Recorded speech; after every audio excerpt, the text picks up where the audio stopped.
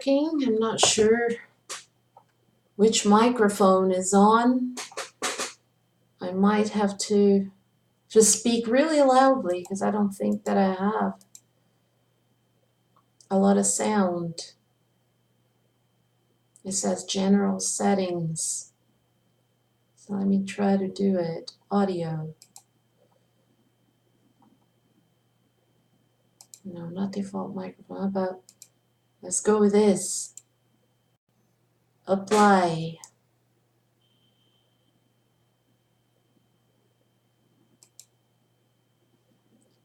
I don't know if it's working now. I hope it is, but it just sounds really low right now.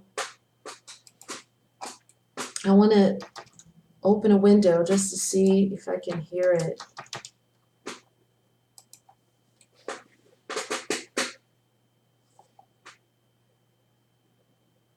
Hello, hello, hello, hello. Let me see. If it's on, I should be able to hear it.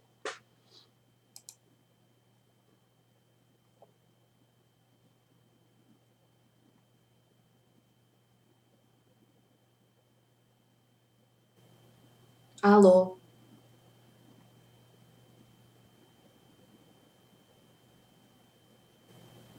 Hello. Okay, so the sound is pretty good actually. All right. So this broadcast is going to be focused on the book Where the Wish Flowers Grow by Nathan Partlow.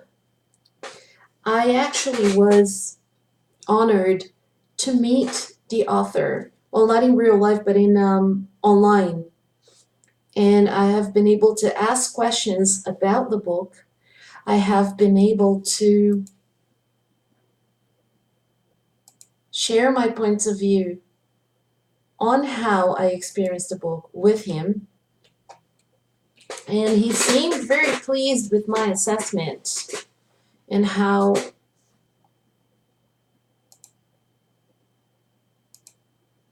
I interpreted his work. I'm very honored to have met him, albeit online. He and his partner, Damon, they live in the United States. Damon and Nate, they have been together for quite some time. And the book is autobiographical.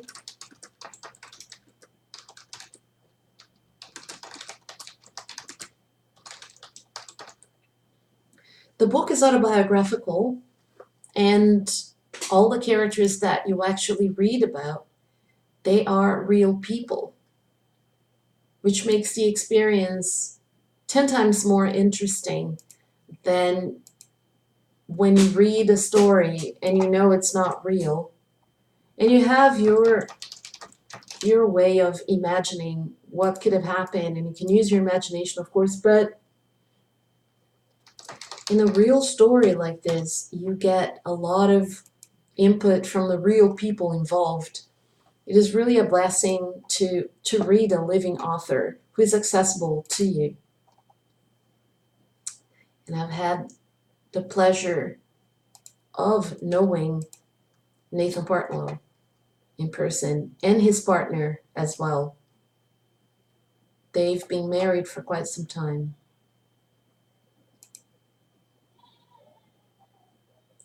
I have to admit that some parts of the narrative were difficult for me to read, and not in vocabulary or sentence patterns.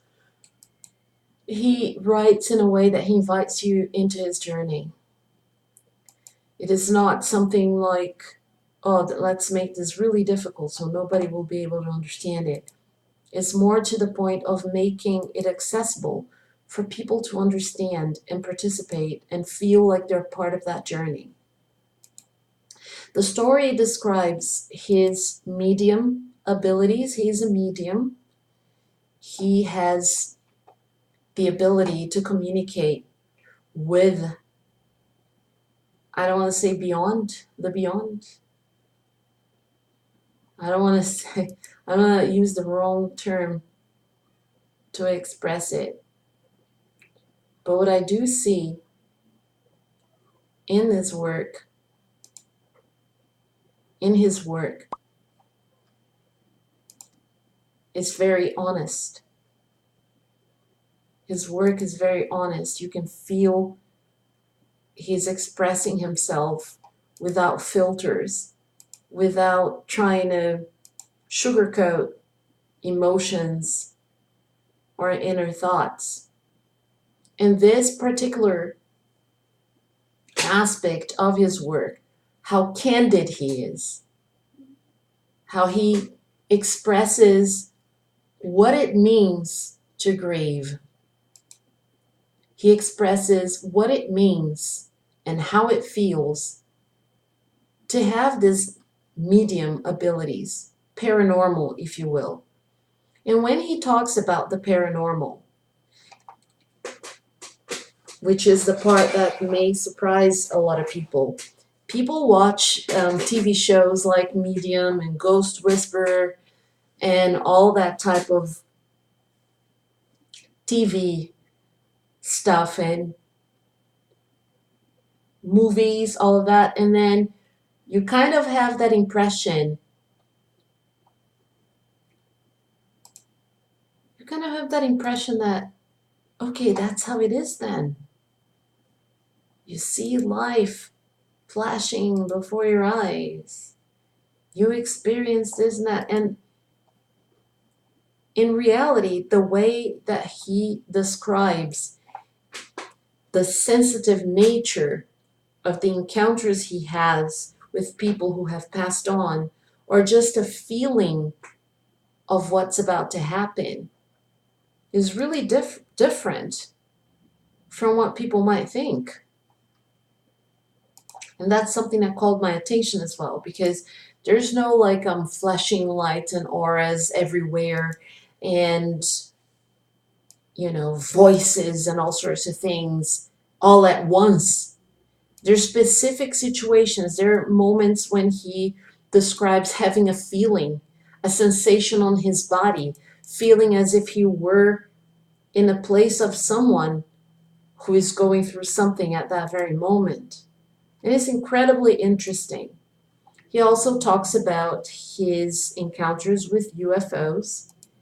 Him and Damon were, he and Damon were, they do not say that they were abducted, but they did experience a loss of time. What could that possibly mean? And there was a passage in the book, in one of the beginning chapters, when a person drowns, and while the person is drowning, the author, who is telling the story in first person, he experiences that feeling of drowning. The author, he experiences that feeling of drowning, immersed in water, and later on he learns that somebody has drowned. And it's incredible how he experiences this, and he passes the idea of these things to the reader without any dramatic effect, without any embellishment or anything. He naturally puts it on paper. At this point of the book where I'm reading right now, this is chapter, the book doesn't have page numbers, but it's divided in chapters. It's chapter 6, Messages from the Other Side. At this point of the book, Nate has lost 2 members of his family, and one of them is in hospital. Life is so fucked up. Huh? Said Daniel's mother in the living room. We're gonna need to get pictures for the memorial. Well, I don't know how to do that, I said. Translation, don't worry about it. Let's not mess with her computer. Why didn't I just say that? What was wrong with me? Where was my voice? Oh, I do. And she grabbed one of my mother's discs, inserted it on the monitor, and pushed a few buttons. All the while, I'm thinking about invasion of privacy and her seeing all of my mother's photos. This was very intrusive.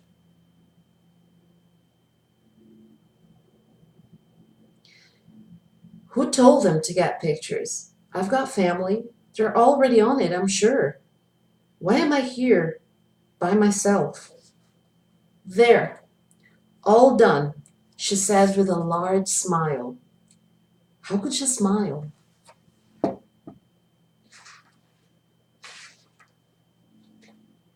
How could none of this affect them? Wow, that was fast, I said.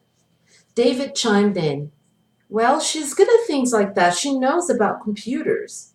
My own thoughts again. Well, isn't that just great? What a nice moment we're having here. I looked at the fridge again. Where are those alphabet magnets at? It bothered me so badly. Finally, it was time for us to go, and we left. The ride back was not nearly as bad as the ride there. We hit the exit into BB, and when she came to the stop sign, she shakes her head, and instead of going the direction towards my house, like she was obviously going to do, she turns and goes left. Where are we going? For some reason, I didn't ask. She pulled into the parking lot of the funeral home. Oh, is it now? I wondered. I don't know. It was now. I stood there. I stood outside and didn't see anyone that I knew. David's mother just acted like this was all taking up her precious time, and she just wanted to get things over with. She had acted that way from the time she showed up. Very cold, uncaring, and superficial.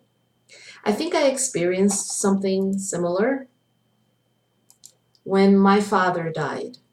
One of the most difficult things, and this is where the book is so comforting for people who have lost loved ones. There is an empathy right there that helps you.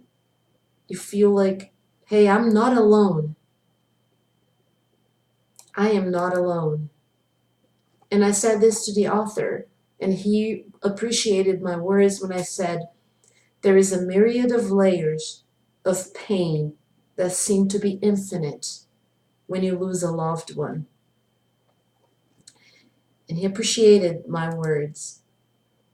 And I believe that only those of us who are going through it can actually appreciate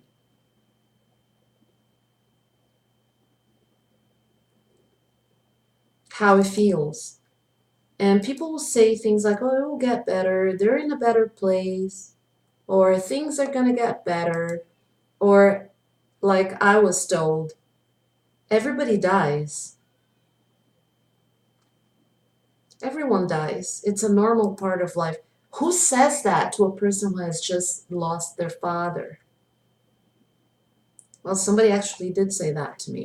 And I love how he says it, very cold, uncaring, and superficial.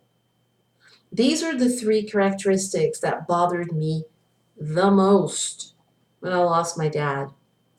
Being so far away from my country, not having that support that I needed, not being able to grieve with my family. I didn't get back to Brazil to grieve with them until 3 weeks later after he had passed away. So I had to grieve here on my own amidst a sea of people who really did not understand my loss. You'd have to be as close to a father figure or your father to understand the loss of losing your father. Otherwise, you'll just be superficial and uncaring like that. David's grandmother was standing there with me. She was a sweet old woman.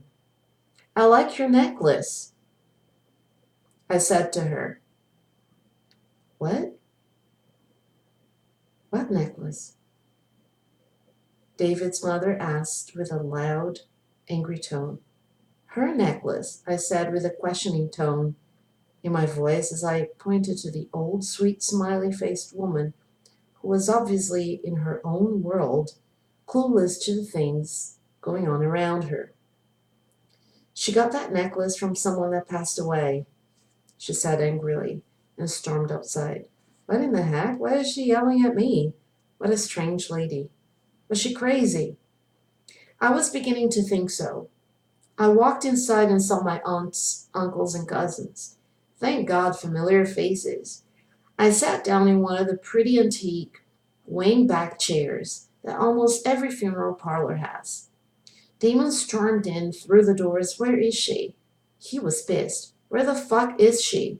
I didn't know what he was angry about, but if he was angry, then there was a good reason for it. My Aunt Tammy held him back and calmed him down the best she could. He was angry over the woman taking me there, when he told her not to. I look back on it now and I realize what horrible people they really were. Stone cold and no love. I can really relate to losing my father and being in this country. And I don't want to say that everybody in Norway is cold, but I think there is a culture in countries like Brazil where you show your emotions and they're not in any way a sign of weakness. In this culture, if you cry, there are lots of families that consider that a sign of weakness. They don't look at it as just, I'm grieving, I'm feeling this, I can't help it. They look at it as a sign of weakness. And I really wasn't allowed to cry. I don't think I really cried properly until I was at the cemetery. I was at the cemetery with my mom. And that's an interesting thing. We were at the cemetery and we were there because I wanted to write a letter and put it on my father's grave, which I did. And when we were walking back towards the car, we actually ran into an old friend who was there for a different funeral.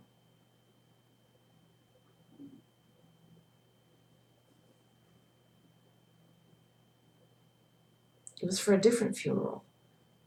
And then when she saw us, she was a very good friend of the family. She knew my dad. She has known my mom for, hell, I'm 44 years old. She has known us for 40 years at least, because I was a little girl when I met her.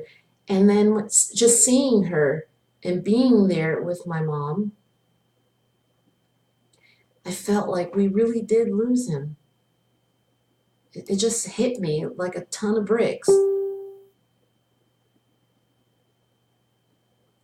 And